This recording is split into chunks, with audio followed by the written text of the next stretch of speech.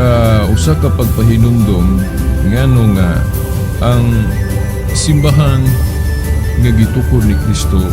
nga kinahanglan gyud dili ta mahibong niining iyang mga marka ba, iyang mga ilhanan nga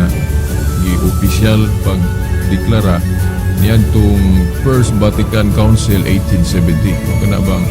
Santa Iglesia Katolika Apostolika Romana. Kay usa man igod sa malagmit yun ang anaa sa huna-huna sa atong mga igsuong himuon nga sabi pagka tinuuraan ng simbahang Katoliko nga sa ngalan pa lang wala man sa Biblia, di ba, sa mga debate nga gikaatubang